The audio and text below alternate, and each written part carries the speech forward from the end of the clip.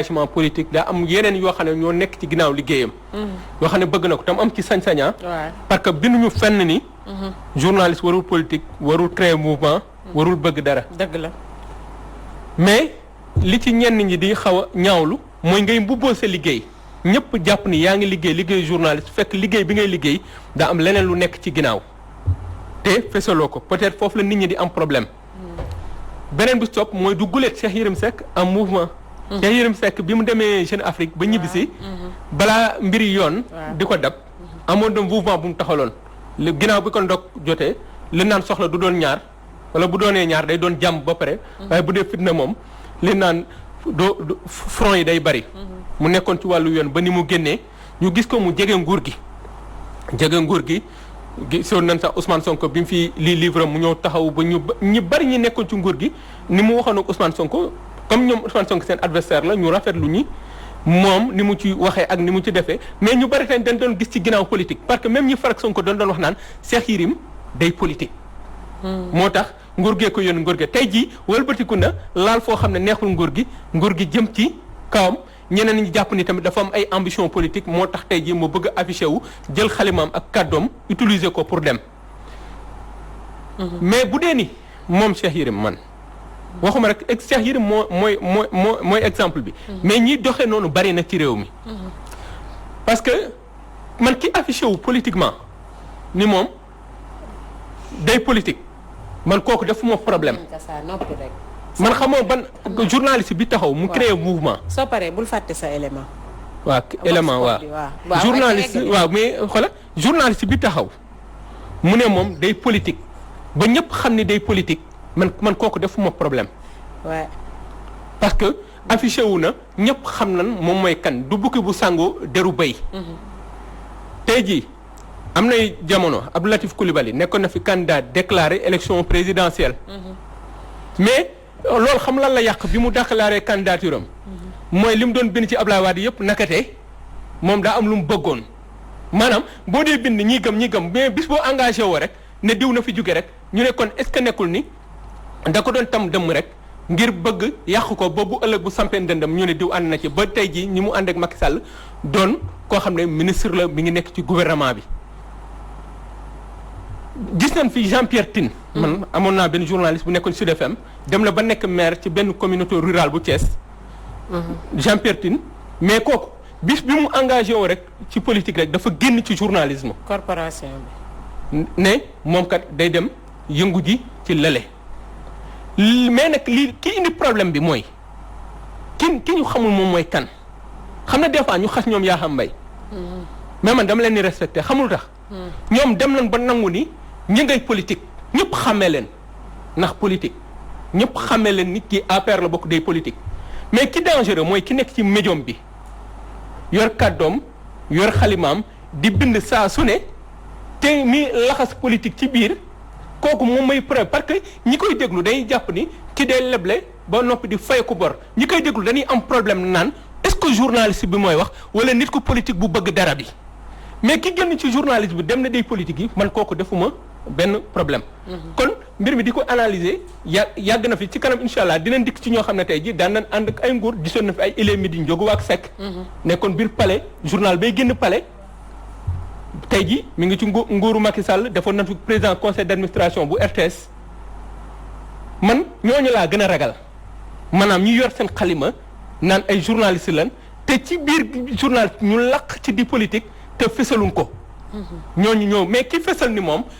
man damay politique te fi laa far kooku réglé na problème bi ku ànd ak moom xam nga ni ànd nga ak politicien ku ko jàpp politicien ku ko bàyyi politicien parce que moom wane na boppam mais ki naan journaliste la tey politique ci suuf man kooku moom mooy sam problème du ñàkk bu dee am na ci un élément xam naa dañuy dem ma bàyyi nga lancé ko comme j'ai beaucoup parlé très bien ayca pop bu dee ni élément bi pare na ngeen balancé ñu ko après ñu dellu soit ci bile plateau. patron de presse la presse c'est le quatrième pouvoir seen rôle mooy tas xibaar yoo xam ni askan bi mën ci jariñu muy xibaaru dëgg ñoom ñoo war a taxawal askan bi ci fan yi yëpp li nguur gi di doxe waru far fenn réew mi la war a faral ak askan bi su président bi nga xam ni moo jiite suñu réew war a jeng ñu jubbanti ko xamal ko fi nga jëm baaxul taskatu xibaar yi andi seen xalaat te taskatu xibaar corps de métier bi nekk moo si war a nekk économiste ñi xam-xam si mbirum jàngale ñu am xam-xam si liggéey artisan ñu am xam-xam si économie de développement yooyu yëpp dañu war a bokk si patron de presse di si mën a leeral askan bi nga xam ni seen xam-xam soriwul loolu si domaine yooyu ñooñu nekk man de sama wàllu bopp ànduma ñu nekk ay créer ay mouvement rafetluwuma ko su doon santaane du ma ko santaane suñ ko defee nag sooxee lañ jëm parce que dootuñu am ñoo xam ni réew mi ñu war a taxawal askan bi si mbirum taskatu xibaar kon nag mbir mi war nañ ko xoolaat créer mouvement yooyu yëpp soo ko xoolee ni Sénégal di doxee mooy nit ñi gëmatuñu seen bopp xaalis leen gëm. pëccëxoo bi dafa bari kenn xamul kii mooy journaliste kii moom organe de presse bi yëf yi daal dafa kii mais daal amoon na fi man fu mu toll nii patron de presse la. mu yem ci loolu moo embauché ay nit di leen fay nit ñi dem journaliste yi liggéey ak techniciens yi wante jël sa kii organe de presse du ko def xeexukaay moom kooku c'est anormal. non d'accord moo ci mais kon nga dem créer sa parti politique moo gën quoi mais parce que nit ki da ngay def li ngay ñeme waaw mais su fekkee ne journalisme doyutu la mais tu quittes la profession nga dem nekk un politicien je crois que c'est mieux. war na mën a am mouvement parce que boo xool dëkk bi ñi am ak ñi am la ñu ñàkk ak ñi ñàkk waaw kenn dimbaleetul kenn ku nekk sa bopp nga tal kon Sénégal doxul boo nit ki gisee loo xam ne doxul te moom war na si mën a saafaraal ka war na mën a créer mouvement. am le problème mooy journaliste moom xam nga lépp lu nëbbu da koy feeñal kon boo nekkee président li nëbbu woon yëpp da nga koy génnee waaw parce que bi nga président ñun dañuy fal président pour sokkali ko quoi man waxuma sax ñun quoi mais suñu doom yi di ñëw ëllëg parce que dëkk bi dafa taxaw dañu waxante dëgg dafa taxaw ñun jeunes yi nii pare nañ pour dee waaw Sénégal day changé parce que dañ ciy teg ku ciy changé parce que ñun jeunes yi ñoo ko mënul lijjanti nga lu xew Mali barki démb boo xefee dina fi am. en tout cas loolu moom yàlla nañu ci yàlla musal mos. askan wi seen xalaat lañ yor seen xalaat. da leen di respecté. très bien waaw kon ça déglu nga askan wi ak introduction bi ma ci def nee nga guddal naa trop mais yow fexeel ba gàttal. merci xanaa ñu ñam rek parce que daanaka moom wax na lépp. ndekete yoo. xam nga ndekete yoo moom. foo ko déggee rek maanaam nit ñi jàppuñu woon loolu ci yow. journaliste yi Omar. politique du yoon. man ànduma benn yoon ku koy solal tubéy. parce que warta nekk loo xam ne sax lu ñu war a solal tubéy la. parce que journaliste daf loolu buñ lee xasee ba dugg ci politique day décrédibiliser xibaar bi ñuy joxe. parce que xibaar bi ñuy joxe dafa am leneen loo xam ni moom la ci nit ñi di tegaat dañ naan est-ce que kii li mu wax waxu ko ndax lii. te journaliste warta wax lu ñuy jiixi jaaxaaka sikki sàkka parce que day informer nit ñi dañuy toog di ko déglu. tey këru presse boo xamante ni bii fii ci biir réew mi am na noo xamante ni bii féete nga ko moo xam nga féete ci côté opposition wala nga féete ci côté pouvoir boo ci féete rek wane ci sa bopp nit ñi xam ni yow maykat lii nga bu boobaa problème day daal di am. xam nga tey bu ñu nee la voix des sans voix ñu ne Walfadjri nit day ànd ak tey day nekk ci dara ëllëg si biir ña ko doon def xarit wëlbatiku def ko noon ña ko doon def noon démb wëlbatiku def ko xarit mooy wane ni mi ngi ci juste milieu mi ngi ci li mu war a def muy ci liggéey bi nga xam ni moom la war a liggéey. parce que bu fekkoonte ni bii tey ña ko doon def xarit démb. tey ñooñu ca seen jëmmi bopp. falu nañ gisaat ko mu nekkaat ca lañu ne kon xarit ga du tas. le fait que xarit ga di tas mooy ñoom ñoo jàpp ni kat kii daf leen fee war a nekkal. te fekk ne kooku lim fi nekkal mooy xibaar bi nga xamante ni bii moom lay joxe muy xibaaru bi wér seetu ci Masamba wala Mademba. loolu mooy li nga xam ne mooy li ëpp solo. tey nag buñ nee Omar. samp na parti sàngam wala samp na mouvement sàngam ñu xool mouvement ba fa muy gën a jegeek fa muy gën a kii mënatu la wax loo xam ni askan wi duñ ca gis mbirum politique ca biir la nga xamante ni bii moom lay def donc pour man jàpp naa ni journaliste ngir mu ñoom ci jëm am na ko expliqué sànq nga ne ba mu nekkee ba mu créé yëfam dafa bàyyi journalisme noonu la war a def mbir mi amul ay kii nit ki da nga koy ñeme wala nga kii bu dekkee ne da nga dem ba sentir ni yow da nga war a politique tekkil mbir mi teg fële nga dem defi ji sa politique parce que am nga sañ-sañu def ko am nga ci droit sénégalais nga comme ñëpp jàng nga war nga mën a taxaw ëllëg raaj réew mi mais li Abdou Latif Coulibaly def mbir la mu garaaw parce que toog di bindal ci Ablaye Wade lu ne ñu bari dañ ko toppoon gëm ko comme tey ñi gëmee yenn journalistes yi nga xam ne ñi ngi wax ay sénégalais yu bari gëm leen ba tey ku leen critiquer sax boo def ndak ay sénégalais ñooy ñëw dal ci sa kaw wax la wax ju ñaaw dal ci sa kaw parce que xam nga lu tax sénégalais yooyu dañu jàpp ni yow askan wi doo nga la ñor ëllëg si biir arbitre ko noonu la doon def ëllëg si biir kooku bu changé veste rek daal di féete feneen rek nga gis sénégalais yi ne bett nañu kon sénégalais yi ci seen jëmmi bopp ñoom it bu ñuy ànd ak nit ki nañuy xool kii ñu topp ban genre nit la parce que ñu bari dañoo utiliser askan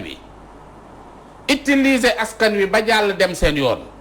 am na ci ñu bari ñoo xamante ni bi tey c'est waajooju doon fi wax kii Sénégal ca kanam Tunkara Mamadou Sy Tunkara ana mu tey ana ay discours démbam ak ay discours tayam et pourtant askan wi demoon nañ ba yëkkati ko ca kaw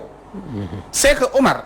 man daal li ma bëgg daal mu leer mooy que ni wax dëgg fa yàlla man ànduma ci benn journaliste boo xam ni yaa ngi taxaw ne da ngay créer mouvement way laa nga taxaw dugg ci ay politique loolu moom vraiment pour man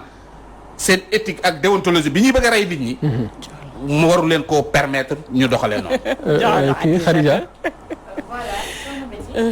man d'accord ma ak lu Sanjogu wax soo gisee ma ni d'accord ma avant tout journaliste bi citoyen la comme ñëpp du coup je me dis que ni kooku jàng na am na ay diplôme moom profession am li mu choisir mooy journalisme la bëgg a def na ko mais bu demee ba benn moment mu dem bëgg créer parti xëy na loolu da koy dab wala boo xëy na kiiwam la passion la bu yàgg bëggoon na politique wala dara mais bu demee au cours de sa vie mais mën na def politique pourquoi Sanjogu nii ñoom dañuy war a yem si seen éthique wala seen déontologie bi ñu leen jàngal je suis pas d'accord du tout parce que journaliste bi je me dis que ni kan moo gën a placé que moom mu créé mouvement politique vu que journaliste bi bu fekkee journaliste bi nga xam te ni il est véridique nag bokkul ak journaliste bi nga xam te ni mooy loolu daal. yow kon xuusa rek continuer. déedéet rek bul fi naan bu fekkee. continuer sa logique. bul tappale continuer sa logique. mais ça wax nga xaw nga ñaata minute kenn daggu la mais may ko mu développé. mais may ko mu dem. bàyyi ko mu dafay wax rek ànduma ak Sadio pour ànduma ak Sadio. non développé na man li mu wax nii. mais li ma wax bétti en phase ak moom ci li mu njëkk wax. que ni journaliste bi citoyen la. avant tout am droit ak ay devoir ni ñëpp. citoyen bu yor. mi ngi mel ni tey. mais ça saa yi du yow rek yaay doo monopoliser parole déglul xam nga Omar dama leen a yërëm li ñu wax rek gis nga journaliste balaa muy nekk journaliste citoyen la d'abord comme ñun ñëpp dafa am loo xamante ni bu fekkee ni journaliste bi mën na dissocier ñaar yi moo xam liggéeyam ak sa vie politique ou bien lu mënti def loolu wax dëgg yàlla man gisuma lu war a bañ a tax nit ki nekk journaliste en même temps politique di en même temps di exercer métier de journaliste am loolu moom mënuñu ko tere parce que aussi am na yoo xamante ni des fois nga dëkk sa koñ gis ni maire ba na muy doxalee wala keneen ka na muy doxalee neexu la mais nga yëkkati gis nañ fi Ahmed Aïdara lan la créé je déglu rek waaw parce que ñoom suñu constitution mayu leen ko mayu leen ko mais journaliste yi laaj ko ñëpp sànq maa ngi ciy waxtaan ak Ndeye Fatou Ndiaye nee na ma binduñu fenn foo xam ne dañ ni journaliste loolu droit def mouvement politique dama ni amul moral déglu rek Sanjogu journaliste bi nit la comme yow kon yemal ci sa comédie yemal ci sa comédie bul dugg si leneen déedéet non bul dugg si leneen léegi saa nga tarxiis dugg si leneen du comédie mais man daal li ma bëgg wax mooy li nga def nii c'est du sérieux du ko non sol mbubbu journaliste sol musuma koo sol waaw mais man mbubbu journaliste waxuma mbubbu journaliste nga sol dama ne la déglu ma wax la xam nga yéen lan mooy seen problème mais yow jàngat yi nga def nii est-ce que comédie la comédien war ta jàngat déedéet ñun de daf lañ ñu jàppee yow non Bella xam na comédien amul may ko mu daaneel. amul xalaat coow li yow li nga wax mooy comédien amul xalaat ci réew mi warta wax loolu de la ñu wax. Bella li nga ñu xëy leer na. pare nañu yem leen ci waaw comédie may ñu kon donc ñun waruñu am sañ-sañ. déedéet li ñu wax ni problème mu réew la ba tey waxuma la lool problème mu réew la ñuy wax man politique gu ma. may ko mu politique gu ma boo daaneel joxewu ma xibaar kenn gisuma may joxe xibaar di liggéey journaliste kenn gisuma ma nekk fi man li may def mooy nit laa ku toog ci plateau di joxe gis-gisam ak xalaatam ci réew mi way laa comédien warta am loolu. pare nga kon donc dama yem ci comédie am. reeloo nit ñi rek pare nga. Bella loolu la ñu jàpp. mais ci sa comédie même boo ci yemoon mën nga. loolu yemal ci comédie di reeloo nit ñi. bàyyi ko ba mu pare c'est grave ça. allez-y pare nga. allez-y non yërëm naa ko. encore une fois Bella man dama ni ko. non nee na comédien journaliste bi citoyen la avant tout. yéen ñëpp d'accord ngeen ceeg man. ma ne ko bu doon dañoo war a yem dong ci seen métier waruñu def politique waruñu def leneen ak leneen ma ne ko yow kon yemal ci comédie bi mais waxuma ni comédien bi amul baat parce que yéen li ngeen di def da ngeen ciy véhiculer ay messages di ci wax loo xamante ni mi ngi ci biir société bi encore une fois j'ai pas dit ça Omar pour revenir ci mbir mi nu nekkoon dama ni lii nga xamante ni moo di politique ku ne war nga koo mën a def maa ngi doon joxe exemple Ahmed Aïdara ba mu gisee moom jàpp na ne lii neexu ko ca na ñuy doxalee géejawaay nangam ak nangam dafa jóg yëkkati mouvement am géejawaay laa bokk keneen ak keneen noonu loolu yoon keneen ak keneen non dama ni bu dee ànd na loolu yoon la peut-être tey buy revue de presse un adversaire politique da ngay sentir ni dugal na ca leneen loo xam ni du métier ma parce que léeg-léeg mu dal ci Bougazine boobu ba nëgë ni léeg-léeg tamit nga gis ko mu dal ca kaw kii boo xam ne wóor yokku na ca leneen loo xam ne mooy politique ba te looloo du yoon nañ waxante dëgg Omar même bu fekkee ñooñu àndu maag moom xëy na bu mu ci yokk loolu Omar xëy na man Ahmed Aïdara laa man maa ko cité nommément yaa ko cité mais moo tax ma wax ma ne ci biir télé yi te débat télé yi am na ci ñoo xamante ni am nañ ay appartenance politique seen débat da nga koy sentir est-ce que dañ koy wax dañ koy wax waaw mais nag man l'honnêteté bi xoolal honnêteté bi ñi am honnêteté bi ñenn ñi am ba niñ man fii laa bokk wala fee laa bokk honnêteté boobu bu ko ñëpp amoon xam ne ñëw ay citoyen nañ moo gën dëgg la wala du dëgg mais journaliste mënoo ko génn ci politique nga ne àndoo ci mais journaliste di citoyen d'abord balaa muy nekk journaliste. daa dégg loolu Omar moo wax mooy bëgg am Sénégal même boo demee dëkk mel ne Amérique xam ne ci wàllu démocratie chef de l'élite day am ñi affiché wu même bu élection amee da ngay gis ñi ne démocrate lan faral ñi ne républicain yi lan faral moom mais waaw yow yaa ko bonal mais bonul ñi ne républicain yi lan faral mais man xam fa lay rejoindre ça yow bi nga ñëwee da nga toog nga ni askan ngay waxal waaw maanaam da ngay nekk baatu askan wi ñu jàppee la noonu mais boo demee ba ci biir ngay dox leneen ci suuf maanaam parti Masamba wala parti Mademba moom moo nekk ci sa ginnaaw pour yow sa kaddu ngay waxee kaddu googu te yow fisaloo ni ñoo nekk ci sa ginnaaw parce que am na fi ay journaux yi fi nekk wala ay rajo ci ay jamono bugguma tudd tur di tooñ mais ay niti politique ñoom ñooy nekk ca kaw presque ñi leen liggéey lépp lañu bëgg moom lañuy doxalee loolu day dem ba gëddu liggéey bi ak crédibilité bi nu war a am ak éthique bi nu war a am day des man ànd naa ci nga ni man de damay politique bis ni ki tey jël naa engagement ni damay politique bis boobu nga war a jël décision ni man démissionné naa ci journalisme du ma toogati ci rajo di ci wax wala du ma bindati waaw mais xanaa journaliste du nit nag journaliste amul ay xalaatam non xamoon ba moom bu waree def politique dem summi yow mi yaa tag comprendre ñu li ngay wax yow mi yaa yow li garaaw xam nga seega man sax kii mën naa comprendre mu bañ a comprendre mais kii le fait que tey comprendre non yow moom képp comprendre moom amul problème parce que man je ne le calcule pas sur mes bu may xalaat man boolewuma ko sax ci sama réflexion parce que xam naa ne nii rek la mën a waxee mais man kii moom a bett non amul bett mais dama ni la Omar au moins yow di nga d'accord ak man ci benn point que ni journaliste bi citoyen la comme ñëpp dafa am xalaatam ci réew mi mais liggéeyam Bella journaliste bi tey jii mën na dëkk sa biir koñ wala ci biir Sénégal la nekk doxalin bi neex ko mu jóg wut fu mu ko waxee du dem jël pilumam di ŋàññ nit ñi kenn waxul la lool de kenn waxul la ne la mais am na ci droit moo tax déggooñu dégg naa la yow soxna si dimbali ma ngi ci la bokk waxal man bul wax ak man je vous en prie ba léegi may ma c'est que dama waaw mayel Bella mu wax mën ngaa monopoliser par li ngeen di wax nii ku nekk li ñoom biti di wax mën nañu défendre seen waaw baal ma ñëw waxal mën nañu défendre seen ay dëgg bu mu la tënk dafa nekk ay dëgg yu daje dëgg yu daje nag pour nga taxali ko fi saa njóogi di waxee man dégg naa ko kii li muy wax dëgg la journaliste bi citoyen la comme ñëpp wax dëgg yàlla comprendre nga mais fi saa di waxee tamit dafa xaw a am solo parce que am na foo xam dafa laa ndax politique dañuy wax ni nit dëgg-dëgg parce que tey da ngay wax lii suba nga ñëw wax leneen tey da ngay wax lii tey saa day ñëw ni xulu am problème ak Walfadjri xas leen tagg beneen télé suba mu dellu Walfadjri taxaw mel ni musu koo wax ñu lay génnee sa ay vidéo yu njëkk te journaliste bi man je pense que buy wax dafa war a wax loo xam ni askan wi yépp buñ ko taataanee muy seen njariñ ba pare mu nekk lu dëgg lu wóor léegi yow tey Omar boo nekkoon journaliste ba nga nekk journaliste ba pare dem làqu ci béti di politique nga làqu ci ginnaaw bu defee erreur doo ko wax di nga jeng tuuti da ngay jeng tuuti parce que béti mooy sa nit doo ko xaw a waxal moo tax yow man dafa foog ne rek fi ngeen waxee ak fi déggante yow da nga ni lu nit di def na ko fisal man bu ma la déggee loolu nga wax pourtant loolu laa wax waaw fa la débat bi war a dem li nit di def na ko fisal mais kon man maay silence yow kay yaay silence mais Omar Gueye au moins man li ma la wax aussi nga d'accord ci ak man dama ne la journalistes yi nga xamante ni jóg nañu def seeni mouvement au moins am nañ honnêteté wu wane ko mais tant que yaa ngi exercer sa métier te sa coloration politique dañu ci feeñu ci wax dëgg yàlla gisuma luy tax nga war a summi sa mbubb journaliste pour lan loolu ma li ma wax leer na bi ñuy njëkk di dugg ci métier bi toog ak Mountaga ak kii Omar Seck Ndiaye dafa am benn baat bu doon wax baat boobu maanaam dégg-dégg bi boo ci amul dégg mun na la dem ba dugal ci yenn yi mooy c'est un métier qui mène à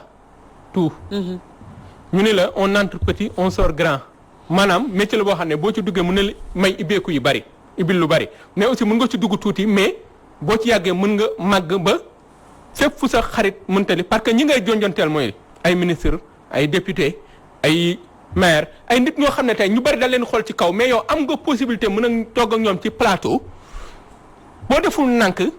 da nga naan kii de doon na député tey maa ko invité woon démb kii de doon na maire tey maa ko invité woon dem moom egg na fii tey ji te politique tey ji mooy li ko may maanaam fi ñu egg tey ji mooy bi politique demee ba nekk métier nekk ascension sociale nit mun ci jugee nekk lu tuuti rek nekk lu mag moo dem ba indi tentation métier yu bari yoo xam ne tey ji dañoo waroon a maandu ñu xam leen ñoom ñu toog ci seen ruq te xam ne métier bi ñu yor du métier utukaayu xaalis métier que passion la mais tey ji boo xoolee tey ñi ciy dugg ñëpp di créer ay mouvement wala ñu jëm fenn fi boo xoolee seen niveau de vie maanaam ni ñu toll kat yu ñuy dawal oto yu ñu yor kër yu ñu ne ak li ñuy dund da ngay leer ne métier journaliste bi mayu leen ko kon kan moo nekk ci ginnaaw loolu kon ñoom ñi daan invité démb ñu nekk ci kaw tey jii def politique jaar est-ce que jàpp nu ni tey jii politique moo yëg bi gën a gaaw ngir tekki moo tax ma ne la bu fekkee da nga nekk journaliste mais di def ci politique bi nga fexe ba yàqul ci sa liggéey dara loolu yu bañ mais da koy yàq dina ko yàq loolu bañuñu ko mais loolu am na il faut pas que ngeen jël ñëpp mettre dans le même sac léegi nag question d'éthique la xam ne tey jii bu ne éthique na déontologie moom da lay jàngal de mais éthique nan ma yaree la ak man sama personnalité ak sama lii du lu ñuy jàngal nit. gis nañ fi nit ku ñuy yar fan ko war a yaree mu génn def li ko neex. mais jomb xam ne tey jii am na loo xam ne conscience la. bàyyi leen ko mu wax bokk. am loo xam ne du yaay ma koy bàyyiloo. am loo xam ne bi maa koy dirigé. du eggali sa temps jeex na. am loo xam ne conscience la. tëjal mais dama lay jox tey benn exemple. temps bi jeex na yàlla na ko suñu borom yërëm. exemple la tey jii. pour bépp journaliste. mooy El Hadj Seydou Lamine Niass. wallaay dafa doon wax contre pouvoir du contre le pouvoir wallaahi macha Allah ci Senghor Abdou Diouf Abdoulaye Wade ba Macky Sall ba ni mu wëjee suñu borom Walfadjri fa mu nekkoon maa ngi fa defu ko pour kenn ma ko da ko def pour mais fi ma tëjee rek mais fi ma tëjee pour moom rek damay fàttali benn mbir moo xam ne da ko daloon mooy bi ñuy jël ministre boo xam ne chargé des affaires religieuses paraît-il que Abdoulaye Wade da ko proposé woon bu doon rek politique ak njariñam ak li muy wax da ci leble di ci fay bor da koy jëli mais da ko proposé Bamba Ndiaye pour wax ni moom waxul parce que daf fi bëgg a nekkal pouvoir wala dafa bëgg a nekkal contre opposition mais day fexe ba lépp li njariñu askan wi moom mu koy wax féete ci askan wi léegi nag tëjal rubrique bi temps bi jeex na loolu dafa am prix mooy bét yi waxtaan wi neex na loolu waaye tey danoo am gan goo xam dañ ko bëgg a bàyyi wax ku mën waxtaan la macha allah waaw kon ñu ngi noonu rek thème bi neex na mun nañ ci gën a waxtaan kon di jégalu ñëpp rek bu dee nii am na ci ñoo xam ne gis nañ seen bopp nii ñoom la ñuy waxal mën nañu seet sax ci journaliste yooyu am mouvement nga indi kenn mu ñu ngi leen di baalu ak waaw ñooñu ma loolu moom dinañ ko dox voilà ñu ngi leen di baalu ak bu ñu toogee ñuy wax di leen delloo ci lay gën a neex mais ñi gërëm ñëpp di leen sant rek di wax tamit ni benn mbir moom am ci réew mi am na beneen thème bu ñu bëgg a waxtaane parce que ñun ñëpp ñu ngi nekk en danger parce que bu ñu demee ba Sénégal ku fi wax ñu woo la ci yoon du dëgg du yoon commissaire Sadio Assane Diouf Karim président xola délit d'opinion amul ci Ablaye Wade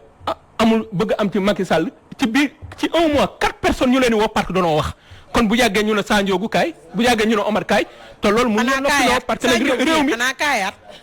président Macky Sall lenn rek moo tax nit ñi di ko tudd dafa jiite Sénégal mais bu wàccoon tey kenn du ko tuddati ñu ngi lay remercier Omar parce que ça l'arrange rek moo tax mu naan xam-xam bi rafet na ça l'arrange voilà Régie ngeen jox ñu tampon top 5 des séries télé Khadijatou Sarr si dalal ganam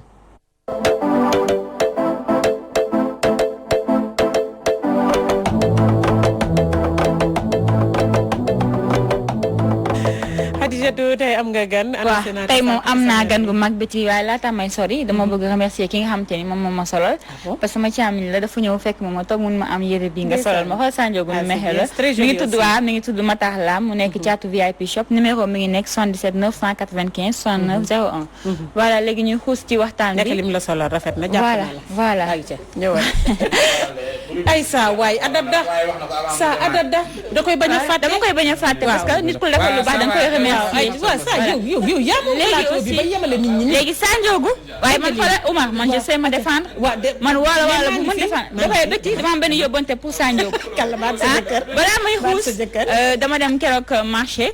ma takk sama masque kooku xàmmeewu ma sax man ma soxna si na nga def ma ni ko ça va mun ma yow du yow yaa nekk ci émission bi ay Sandiogou ma ni ko waa man la kay ma boo demee nga ni ma Sandiogou nekk nay bàyyi waa plateau bu ñuy wax seen soxla te ku ne na défendre ay opinion am du samay wax nag kooku def ma ko yóbbante voilà ñu def au niveau de la régie ma ñëw du wax lii ñu d'accord mais yóbbante la rek bu ma ko mënoon a wax fii wallaay bu ma la ko waxoon nga am d'accord d'accord bul topp kii waa dëgg yàlla bul topp Sandiogou Khadija voilà ñu def au niveau de la régie après ñu déglu portrait bi ñu ñëwaat sur le plateau si troupe Bella Sène di ab artiste comédienne bokk si troupe Jànqeen bu Thiès Firange nekk téléfilm bu mu njëkk def ci atum 1998 si noonu la tàmbalee def théâtre si troupe Aïssé Gune Randoleen si atum 1995 mu nekk ku teel def théâtre jamono jooju ay atam mi ngi toll woon si fukki at ak ñeent Bella nekk ku am cofeel lool si dëkkam jamono ji mi ngi joué si série Mbetteel bokk na ci actrice yi sénégalais yi gën a ràññi. voilà mu nekkoon portrait Bella voilà Bella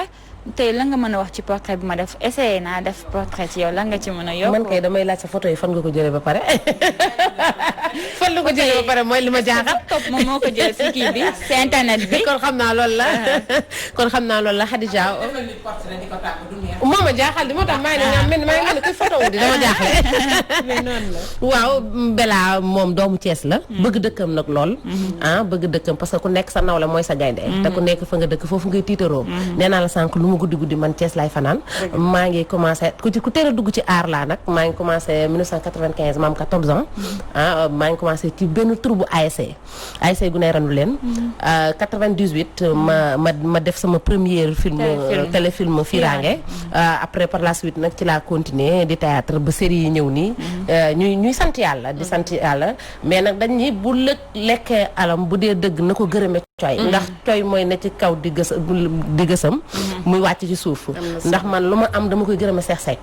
dama koy gërëme Seex Sekk ndax feccum liir bu neexee nday jaay jàpp ca wagg ya te ñun ñëpp bi ñu mënee li ñuy mën nekk Thiès amuñu fu ñu jaar ba génn moom moo ñu génne moom Maxasey Aline Saw Jules Dramé ak Ñambe ak Moussa Seck Jules mooy président Arco moom mooy président Arco bu Thiès ñoom wax dëgg yàlla jàpp nañ ci suñu carrière bu baax a baax surtout Papa Cheikh nag ndax lu ñu am tey moom lañ koy sante moom lañ koy gërëmee ndax ku gërëmul nit doo sant yàlla maa ngi koy gërëm moom bu baax a baax Seex Sekk voilà soxna Betty ñu xuus ci question yi Bella ñu gis ni est-ce que dañu bëgg a xam est-ce que Bella elle est polyvalente wala Bella fu mu nekkoon ba tey mi ngi fa foo baatare ma ko ndaanaan noonu lay mel te doomu géwal laa sukaame mooy sama cousine doomu géwal laa suka sa cousine sama cousine la waaw doomu géwal laa te déggoo laay football waaw déggoo laay football jàmb day far wala mu dagg foo baatare damay ko donc actuellement man d'après ni nga waxee mën nañu comprendre ni kon tey pare nga pour jouer ak ñeneen ñu bokkul ak fi nga daan jouer d'abord. waaw bu nga taxawoon ci benn da nga campé woon ci benn décision nga ni ñoo kooku rek ngay jouer wala loolu mës nañu dégg nga wax. waaw merci beaucoup loolu moom damaa mës di ko wax. damaa mës ni parce que ñun dafa am benn temps ñu nekkoon Thiès di jouer ñeneen ñi tamit ñëw pour marquer seen territoire. bi ñu woowee ñu toog benn temps boo xam ni suñu troupe dafa bari woon ay décès Mamba Kader Moussa Seck Tukki Omar Nday Mbay ñu xaw a taxaw bu xaw a def ab diir nag Serigne Ngagne mi nga xamante ni moom nit ku baax la. nit ku bëgg dëkkam la nit ku ñu bëgg la ñun ñi nga xam ñooy ay jigéenam. di dem di ñafe pour indi Thiès kon du woon rafet. ñuy dem di ko bàyyi. di ko won ginnaaw. parce que nit loo xaarul doo ko fa fekk.